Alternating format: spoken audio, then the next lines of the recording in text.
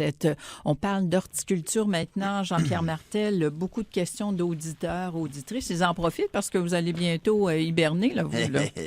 C'est le temps de rentrer les tropicales. Je dois vous dire que lorsque je suis sortie, après avoir écouté le débat, hier, je me suis rendu compte qu'il y en a peut-être qui trouveraient la nuit difficile. Ouais, J'en ai couvertes quelques-unes, mais j'ai entré quelques orchidées. Oui, c'est un petit rappel, Daniel, pour les personnes qui ne l'ont pas encore fait, parce qu'on en avait parlé il y a environ un mois, là, ça s'en vient.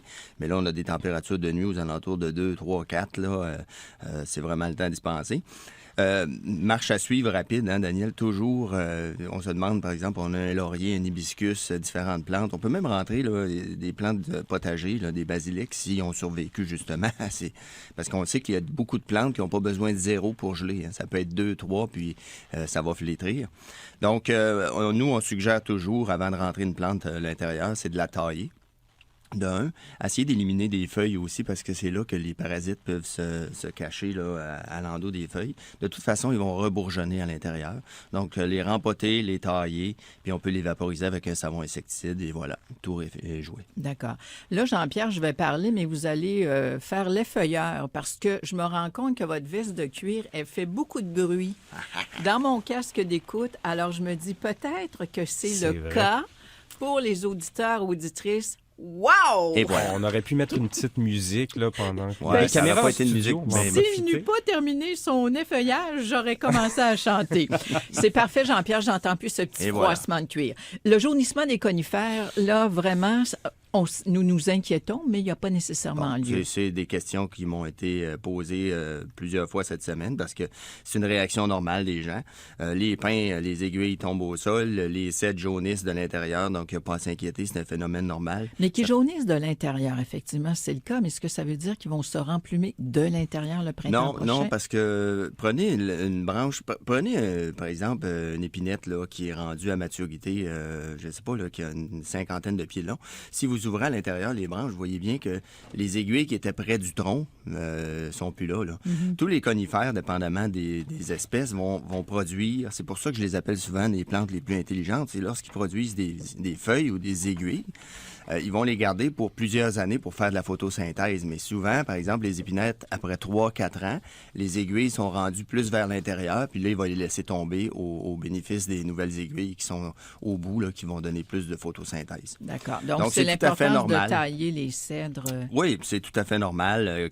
Puis l'affaire, c'est qu'on le voit, hein, ça jaunit, donc on se demande ce qui se passe, mais il faut vraiment vérifier. Si le bout de la tige est toujours vert, il n'y a pas de problème. Si c'est jaune de l'intérieur, ça aussi, il n'y a pas de problème. Donc, il s'agit juste de le brasser un petit peu, puis ça va tomber. Bon. Autre chose, ajout. Qu'est-ce qu'on peut ajouter à ce temps-ci de l'année? Bien, on parle souvent, là, les gens viennent chercher du compost, veulent mettre du compost dans les plates-bandes, Daniel. Et puis, plusieurs personnes mettent aussi du paillis dans les plates-bandes. Puis là, on se demande toujours, bon, on a du paillis dans les plates-bandes, mais je veux rajouter du compost, comment on fonctionne? C'est certain qu'à l'entour des plantes, si on peut enlever le paillis puis mettre le compost directement au pied des végétaux, c'est mieux. Nous, ce qu'on suggère souvent, c'est l'ajout de compost. Ça n'a pas besoin d'être fait à tous les années. Essayez de le coordonner en même temps que vous faites l'ajout de paillis, justement. Si on ajoute du compost, est-ce qu'il faut brasser un peu? On peut c'est briser préférable. Certaines racines. Mais généralement, là, vous avez du paillis.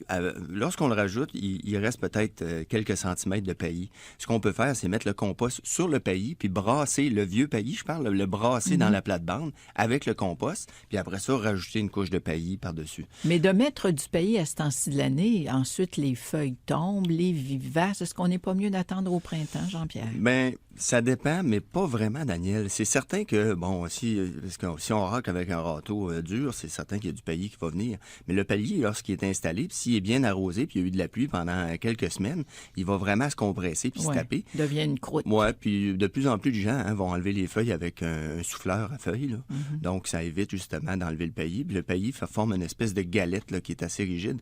Fait que c'est une question de prendre de l'avance un peu sur le printemps. Si on peut le faire maintenant, bien, au printemps, on va se concentrer sur d'autres tâches. Puis on peut déjà commencer à tailler certaines vivaces. Hein? Définitivement, les vivaces peuvent être taillées, nettoyées. Principalement, Daniel, moi je vous dirais, concentrez-vous à ce temps-ci de l'année avec les vivaces avec lesquelles vous avez eu des problèmes de phytosanitaires. Là. C'est-à-dire? Ben, par exemple, j'ai vu beaucoup de rudbeckia, d'échinacées qui avaient du mildiou. Les pivoines. Les pivoines aussi, exactement. Donc ceux-là, on peut les rabattre, les tailler, les nettoyer puis s'assurer de bien ramasser parce qu'on le sait que ces maladies-là, c'est un cycle. Hein. La feuille tombe au sol, les spores hivernent au sol, puis l'année suivante, lorsque la température est idéale, ben, ils sont au pied de la plante. Ça fait qu'ils vont remonter dedans plus facilement. Est-ce que c'est ça qui fait des grandes talles blanches là, sur le dessus ça du fait pays, comme de la... par exemple? Non, pas nécessairement. C'est vraiment le mildiou va s'attaquer seulement aux plantes. OK. Mais oui, il y a eu de la pourriture sur du pays Oui, récemment. ça. Là. Moi, je me demandais, je pensais que c'était les chats du voisinage qui Non, venaient ça et qui dépend étaient de malades l'humidité. dans mes plates-bandes. C'est de la décomposition de la matière ligneuse. Hein. C'est comme les champignons dans le gazon. Souvent, c'est parce qu'il y a du bois là, qui est caché en dessous dans le sol, puis ça se décompose D'accord. comme tel. Puis, on termine, on complétera tout à l'heure les semis de gazon. Est-ce que lorsqu'on ensemence à nouveau ou on surensemence, Ouais. ça, c'est la clé du succès, on doit ajouter de la terre également à ce temps-ci de Ben, l'année? ma réponse est non, Daniel. On n'est pas obligé. Là. On peut faire tout simplement un sursemis. Je sais bien que d'ajouter de la terre puis de racler tout ça, faire un terrotage, des fois, les gens n'ont pas le temps. Dans ce cas-là, faites donc juste un sursemis. Faites juste lancer de la semence à gazon dans votre gazon.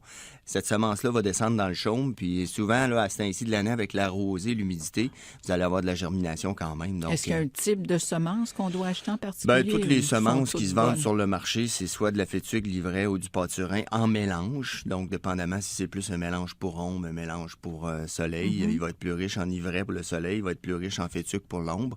De plus en plus, la fétuque prend le devant là, sur le pâturin, parce que le pâturin, c'est toujours le plus beau gazon, la plus large lame, le plus vert, mais c'est celui qui demande le plus de soins et qui est le moins tolérant aux extrêmes, là, sécheresse et ainsi de suite. Bon, mais parfait. Jean-Pierre Martel, on garde toutes les autres questions pour la deuxième chronique et j'incite les auditeurs auditrices parce que le mois de novembre va arriver et Jean-Pierre Martel va nous quitter pour le reste de la saison. Alors, 613-288-6100. Patrick Pilon, allons-y donc, vous, de votre côté, avec élections et web et peut-être boussole électorale. Est-ce qu'il y a du nouveau de ce côté-là? Ben, allons faire un tour